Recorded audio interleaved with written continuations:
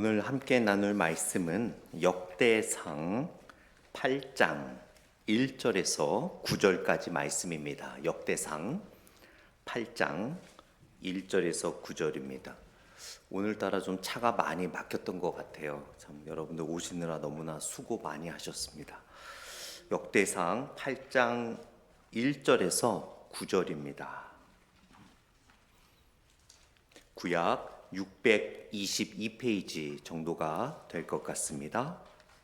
구약 622페이지나 623페이지 역대상 8장 1절에서 9절까지 말씀입니다. 구약 622페이지나 623페이지 제가 1절 읽고 여러분들이 2절 읽으시면서 교독할 텐데요.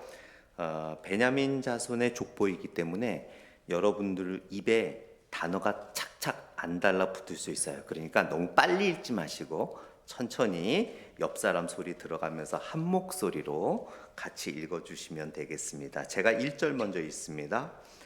베냐민이 낳은 자는 맏아들 벨라와 둘째 아스벨과 셋째 아하라와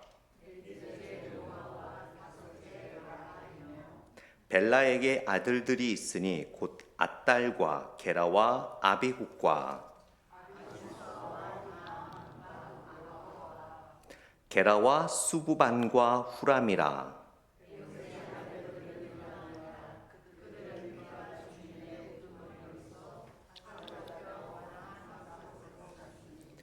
곧 나아만과 아히야와 게라이며 게라는 또 우사와 아이훗을 낳았으며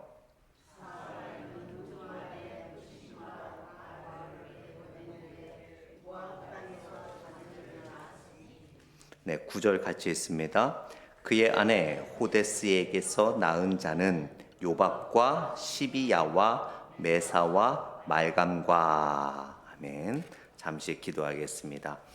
하나님 아버지 감사합니다. 오늘 역대상 8장의 말씀을 통하여 또 베냐민 지파의 족보 이야기를 통해서 사람 이름밖에 나오진 않지만 또 이 말씀 안에 놀라운 하나님의 은혜가 있는 줄 믿습니다.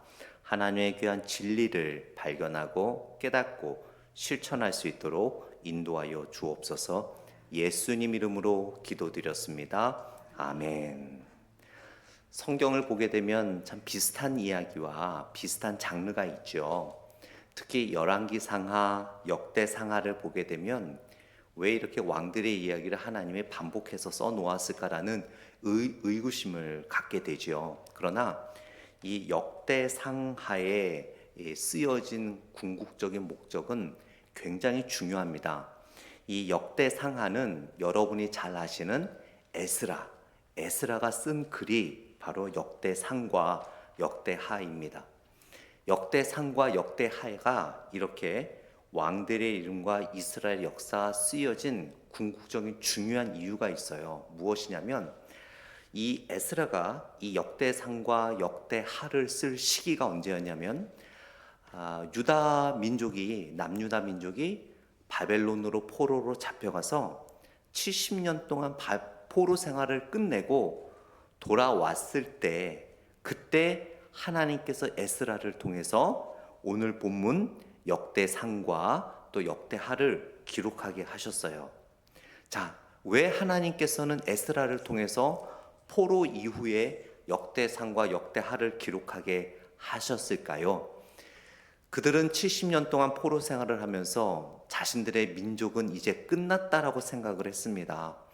하나님께서 더 이상 자신들을 이어줄 것이라 생각하지 못했고 또 70년이나 있었기 때문에 그 이스라엘의 역사를 기억하고 있던 많은 선배 조상들은 이미 세상을 떠난 분이 많이 있었어요. 그래서 70년이 지난 이후에 이렇게 다시 예루살렘으로 돌아왔을 때 일할 수 있는 30, 40대 젊은 청년들은 그 포로 생활 가운데 태어난 사람들이거든요. 그러니까 자신들이 어떤 민족인지를 잘 모르는 거예요. 자신들이 어떤 후손인지도 잘 모르는 거예요. 하나님께서 선택하신 선민, 선택받은 백성이라는 그런 특수한 하나님의 선택과 은혜를 망각하고 살아가는 사람들이 많이 있었습니다. 그래서 하나님께서는 그들이 어떤 민족이었으며 그들의 조상들이 어떤 사람들이었는지를 잘 기억하게 하기 위해서 민족적 자긍심, 하나님께서 선택한 민족이다. 너희들은 70년 동안 포로 생활하고 왔다고 해서 기죽지 말고 힘들어하지 말고 너희들은 바로 이런 사람이야 라고 알려주기 위해서 하나님께서 에스라를 통해서 역대상하를 쓰게 하셨어요. 그래서 그 이 역대상하를 보게 되면 다윗의 이야기 중에 다윗이 밧세바를 간통한 이야기는 빠져 있어요. 다윗의 역사 이야기에 그 이야기는 빠져 있습니다. 왜 그러냐면 목적이 뭐라고요? 민족적 자긍심을 주기 위해서 쓰여진 책이 역대상하거든요. 열왕기상하, 사무엘하, 열왕기상하는 그 이스라엘의 아픈 역사까지도 다 자세하게 기록된 역사서이지만 역대상하도 역사서이긴 하지만 목적은 민족적 자긍심을 주기 위해서 쓰여진 거예요. 그러나 그들도 다윗은 그들의 최고의 리더요 왕이라는 거는 알고 있었거든요. 그런데 민족적 자긍심을 주는 책에 그들이 최고로 존경하는 왕의 치부를 드러내는 이야기가 기록이 된다면 실망할까요? 안 할까요? 실망하겠죠. 그래서 하나님께서 그들을 위해서 그 이야기는 굳이 기록하지 말고 좋은 이야기를 기록해라 라고 쓰여진 책이 바로 역대상하입니다. 그러면서 특별히 오늘 8장 1절에서 9절은 베냐민의 그 족보 이야기가 나와요. 여러분들이 지금 읽어봤지만 정말로 입에 딱딱 붙는 단어, 사람 이름은 하나도 없습니다. 그만큼 정말로 생소하고 처음 저도 여기서 이렇게 보지 않으면 잘 기억을 못해요. 정말로 생소한 이름들이 나와 있죠. 오늘 본문은 사람의 이름만 기록되어 있지만 이 안에 굉장히 하나님께서 우리에게 주시는 귀한 진리 몇 가지가 있는데 그것을 한번 나누기를 원합니다. 일단 베냐민의 족보이기 때문에 베냐민이 누군지는 알아야 되겠죠. 베냐민은 여러분이 잘 아시다시피 야곱과 라헬 사이에 태어난 아들 중에 한 사람. 야곱에게는 12아들 중 막내인 사람이 바로 베냐민입니다. 근데 어머니 라헬이 베냐민을 출생할 때 사망하게 되지요. 안타깝게 사망하게 됩니다. 그래서 그 라헬이 그 죽기 전에 베냐민의 이름을 베노니라고 처음에 지었어요. 베노니.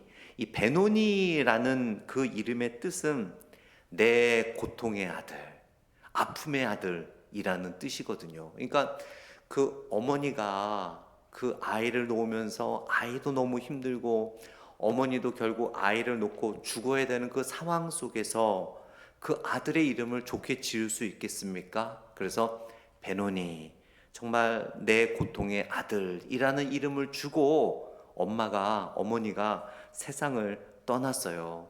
그만큼 베냐민은 참으로 약한 아들이었습니다.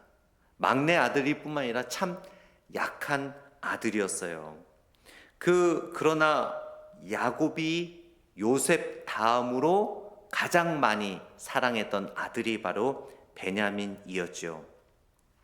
12지파 중에 또한 가장 작은 지파가 베냐민이었어요. 그만큼 베냐민은 처음 태어날 때부터 내 고통의 아들이라는 이름으로 태어났듯이 참으로 약하고 작은 지파가 바로 베냐민이었습니다. 그런데 여러분 놀라지 마십시오. 이 이름들을 들으면은 깜짝 놀라실 거예요. 지금 많이 피곤하시죠? 깜짝 놀라셔야 돼요. 베냐민 지파에 이런 사람이 있었다고 이제 여러분들이 잘 아는 사람의 이름이 드디어 나옵니다. 이스라엘의 첫째 왕 사울, 베냐민 지파였습니다. 그리고 신약 성경의 사도 바울, 베냐민 지파였습니다. 또한 이스라엘 민족을 구한 에스더, 베냐민 지파였습니다. 그리고 에스더에게 이스라엘 지파를 구하도록 요청한 모르드게, 바로 베냐민 지파였습니다. 이 사람들 이름도 모르면 안 되는데 아시죠? 사울 왕, 바울, 에스더, 모르드게는 눈이 번쩍 띄을 정도로 잘 아는 사람들이죠. 이런 사람들이 바로 베냐민 지파였어요. 이렇게 가장 약한 지파에서 하나님께서는 위대한 사람들을 태어나게 하시고 쓰셨던 것을 보게 됩니다. 그래서 오늘 본문에 보게 되면 하나님께서는 가장 작은 자를 쓰시는 경우가 많다는 것을 본문을 통해 알게 돼요.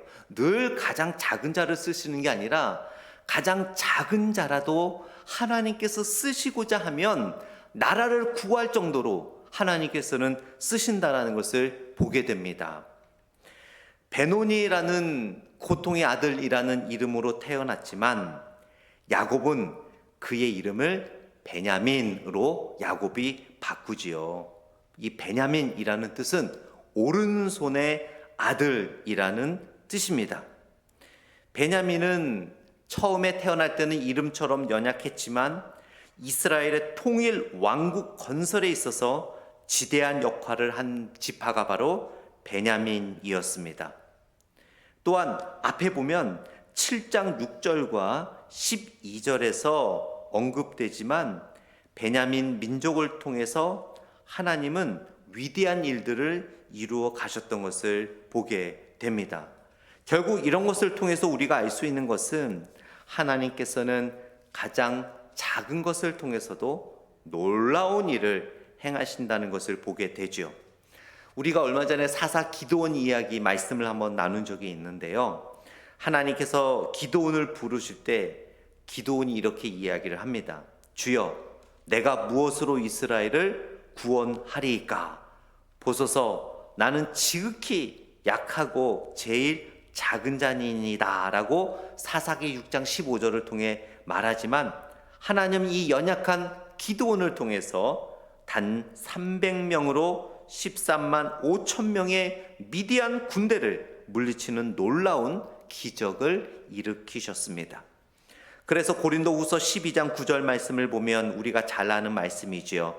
내게 이르시기를 내 은혜가 내게 족하도다. 이는 내 능력이 약한 데서 온전하여 짐이라. 그러므로 도리어 크게 기뻐함으로 나의 약함들을 자랑하리니 이는 그리스도의 능력이 내게 머물게 하려 함이라 라고 사도 바울은 고백을 합니다. 이렇듯 여러분, 우리가 약해 보일 때, 연약해 보일 때 오히려 그때가 하나님께서 여러분들을 사용하시는 적합한 때인 줄 믿으시기 바랍니다.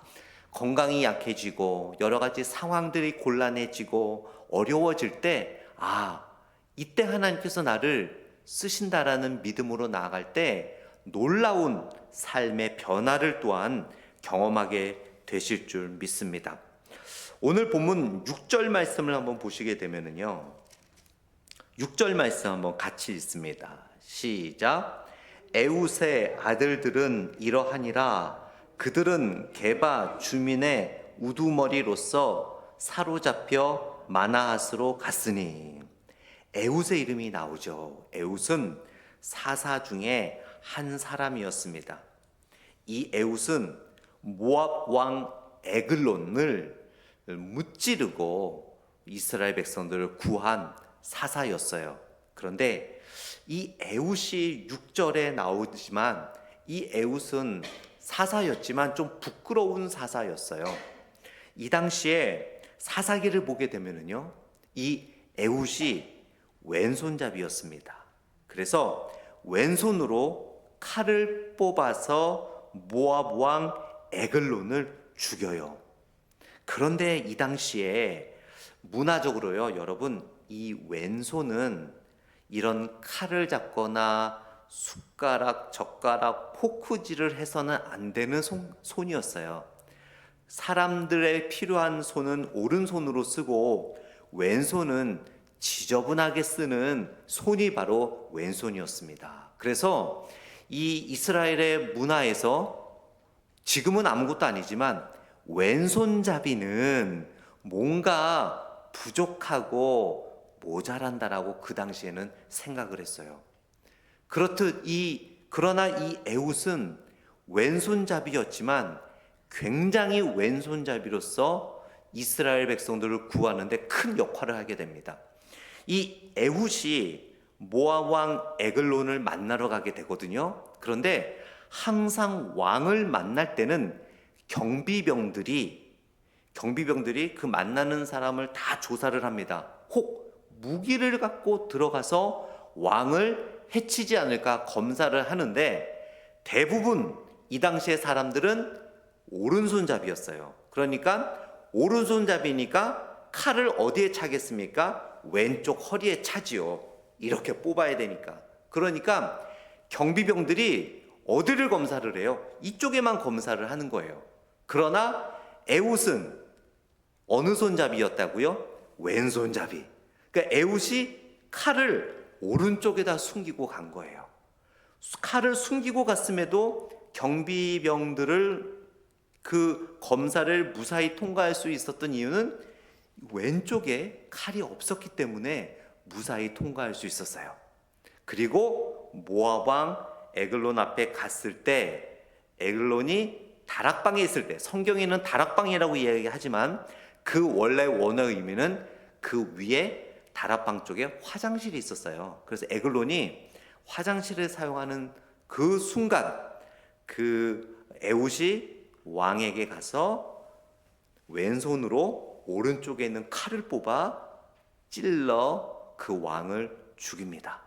그러므로 이스라엘을 구하는 사사가 되었어요. 그런 사람이 바로 에훗입니다. 그 에훗이 6절에 나오게 되는데요. 이렇듯 그 당시에 에훗은 사람들한테 손가락질 받는 사람이었어요. 부모님들도 부끄러웠습니다. 내 아들이 왼손잡이라 누구한테 말도 못했어요. 어디 가서 쉽게 표현하자면 손님 집에 가서 손님이 어떤 이웃이 가족들이 초청을 해서 함께 밥을 먹을 때 얘는 맨날 어렸을 때부터 왼손으로 하니까 엄마 아빠가 너무 부끄러운 거예요. 그렇게 부끄러움 속에서 자라났던 엄마 아빠의 부끄러움이었던 에훗이었지만, 그 부끄러운 자도 하나님께서 민족을 구하는데 사용했다는 사실을 오늘 본문의 족보를 통해서 우리는 알 수 있게 됩니다. 그렇듯이 여러분, 우리가 삶을 살아가면서 좀 남한테 내세우기 부끄러운 점이 있을 수도 있잖아요. 그러나 여러분, 우리가 예수님을 바르게 믿고 하나님 앞에 이미 백성이 된 이상 그것이 무슨 부끄러움이 되겠습니까?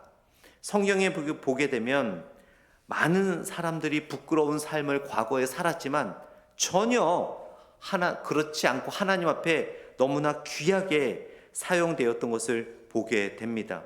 여러분, 기생 라합 우리가 기억하지 않습니까? 정말 사회에서는 천대받았던 사람이지만 회개하고 하나님을 바르게 믿음으로 인해서 그들은 이스라엘 정탐꾼을 구원하는 놀라운 일을 하게 되었던 것을 보게 되고, 결국 예수님의 족보에 마태복음 1장 5절에 보면 그 기생 라합의 이름이 마태복음 1장 5절에 기록되게 되는 것을 우리는 보게 됩니다.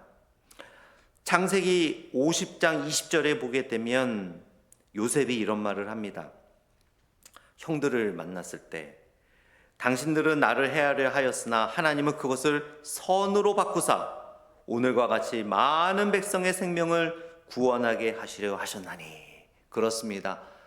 나는 못 바꿔도, 다른 사람들은 못 바꿔도, 부모로서 자녀를 못 바꿔도 하나님은 바꾸실 수 있다라는 거죠. 하나님께서는 예수님 앞에, 십자가 앞에 회개하고 참된 회개로 하나님께 나아가는 자는 모든 사람들이 바뀌며 하나님 앞에 놀라운 존재로서 쓰임받을 수 있다는 사실을 오늘 본문을 통해 알 수 있습니다. 또한 여러분, 오늘 본문 8절과 9절을 보게 되면요, 8절 말씀을 보세요. 8절 말씀 같이 한번 읽어봅니다. 시작. 사하라임은 두 아내 후심과 바라를 내보는 후에 모압 땅에서 자녀를 낳았으니 라고 말씀하고 있습니다. 여기서 사하라임도 참으로 부끄러운 모습이었어요. 참으로 연약한 자였습니다. 사하라임과 모압 여인의 이야기가 나오는데요. 사하라임은 본처들을 버리고 이방 모압에 가서 새로운 여인을 얻었다라는 약점이 있었어요. 오늘 말씀에 본처의 아들과 모압 여인에게서 낳은 아들을 함께 성경은 기록하고 있습니다. 본처의 아들인 후심의 아들들과 또 그 후손을 중심으로 족보를 이어가고 있죠. 그런데 그 뒤에 보게 되면 성경은 언약의 백성이 그 기업을 통해서 계승되고 있음을 우리들에게 알려주고 있습니다. 하나님은 연약함까지도 존귀하게 사용하고 계시는 것이지요.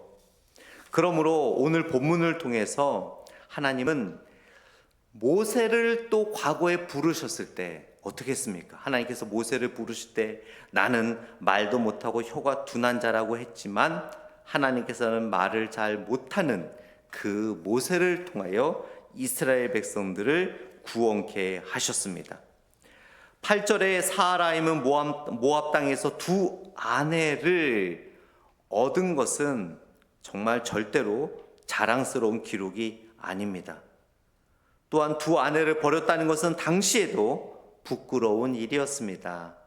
그러나 이 불완전한 사하라임의 이야기가 성경에 기록된 이유는 이러한 것까지도 하나님께 회개하고 온전하게 나오는 모든 자는 깨끗하게 씻겨지며 하나님 앞에 존귀한 아들과 딸이 될 수 있음을 우리는 알 수 있습니다. 사도 바울에게는 육체의 가시가 있었습니다. 그것이 어떤 질환인지는 성경에 나오지 않기 때문에 확실히 우리가 알지는 못합니다. 그러나 사도 바울에게 그러한 가시를 통해 정말 하나님께 그것을 제거해 달라고 3번이나 간절히 기도하지만 하나님께서는 그것을 놔두시죠. 어쩌면 그러한 연약함, 또 그러한 아픔, 그러한 가시로 인해 바울은 자신을 매일매일 하나님 앞에 다시 한번 제 신앙을 재정립할 수 있는 그러한 존귀한 도구가 되지 않았을까라고 우리는 볼 수도 있습니다. 하나님은 그대로 내버려 두셨지요. 그러면서 바울이 어떻게 고백하기까지 되었습니까? 고린도후서 12장 9절에 보면 내 은혜가 내게 족하도다. 이는 내 능력이 약한 데서 온전하여짐이라 라고 이야기를 하며 12장 10절에는 그러므로 내가 그리스도를 위하여 약한 것들과 능욕과 궁핍과 박해와 곤고를 기뻐하노니 이는 내가 약한 그때 강함이라 라고 이야기를 합니다. 즉 참 사람들이 보기에는 안타깝다. 참 왜 하나님이 그것을 기도 응답을 왜 안 들어주실까, 안 해주실까 라고 볼 수는 있지만 바울은 그게 아니라는 거죠. 오히려 그것 때문에 내가 더 은혜의 자리에 들어갈 수 있었고 그것 때문에 오히려 내가 강해졌습니다라고 바울은 고백하게 됩니다. 여러분, 우리들의 지금 삶 가운데 혹 여러분의 이 바울과 같은 가시가 있습니까? 어떤 바울은 질병이 있었지만 병이 아니라도 정말 남에게 말 못하는 어떤 고민, 정말 무엇인가 해결되지 않고 끊임없이 나의 마음을 짓누르고 또 아프게 하는 어떤 지병이나 어떤 상황들, 여러분이 진정으로 회개하고 하나님 앞에 나왔다면 그것은 더 이상 여러분의 가시가 될 수 없습니다. 그것이 더 이상 여러분들을 연약하게 할 수 없습니다. 오히려 여러분들을 강하게 하며 바울의 고백처럼 하나님의 깊은 은혜를 경험하게 하는 중요한 은혜의 도구임을 여러분 기억하시기 바랍니다. 야곱을 보게 되면 여러분 구약 성경에 야곱이 하나님의 사자와 씨름을 한 후 환도뼈가 부러지잖아요. 이 환도뼈, 그 의학적으로 정확하게 성경적으로는 알 수는 없지만 이 엉덩이 뼈 이 정도로 우리가 이해를 하는데요. 여기 뼈가 부러지면 여러분 아실 거예요. 정말 생활하기가 어렵습니다. 그리고 그 당시에는 환도뼈가 다쳤다고 해서 911 불러갖고 야곱이 911 불러서 이머전시로 가서 그 응급실로 가서 치료받은 게 아니잖아요. 그냥 부러진 채로 어긋난 채로 뼈가 굳어버린 거예요.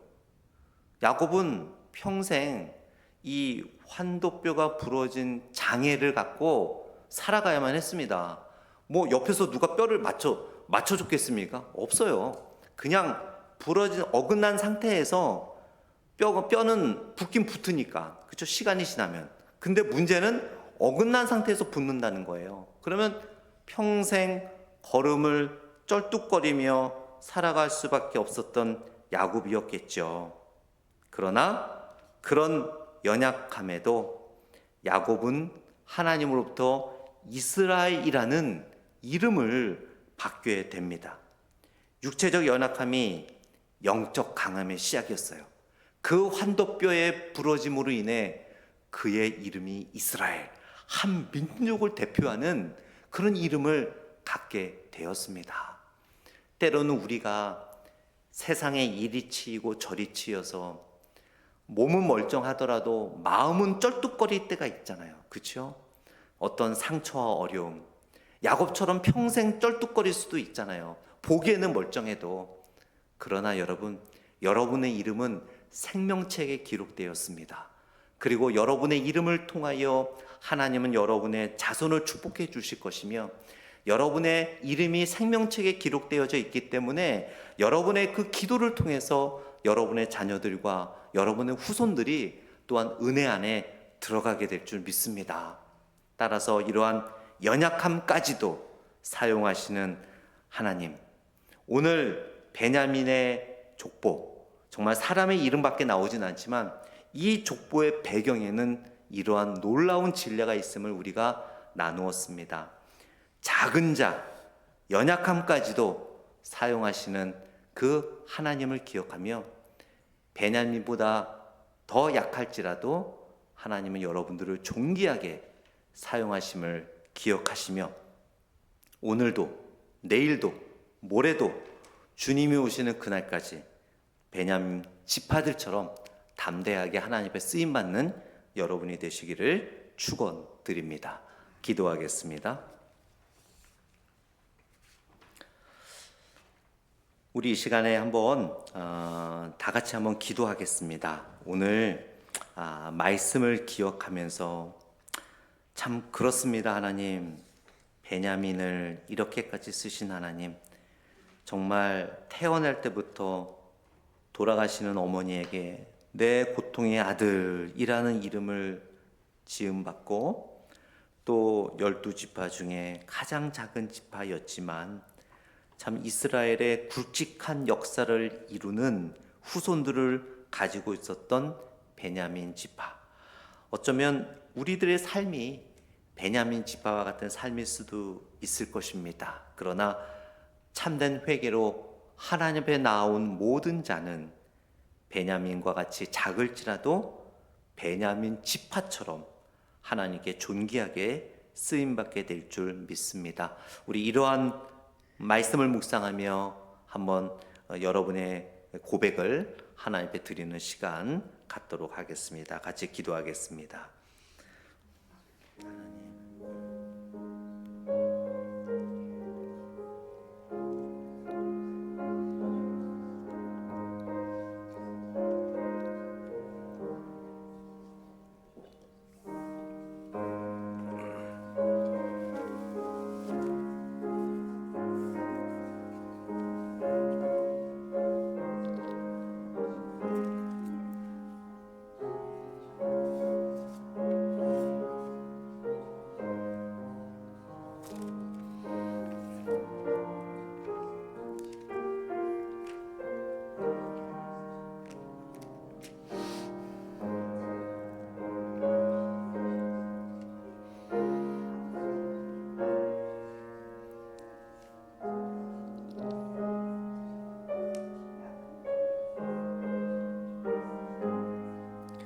하나님 아버지 감사합니다. 어쩌면 우리는 베냐민보다도 더 고통스럽게 하나님의 마음을 아프게 했던 우리의 과거의 모습이 아니었을까요?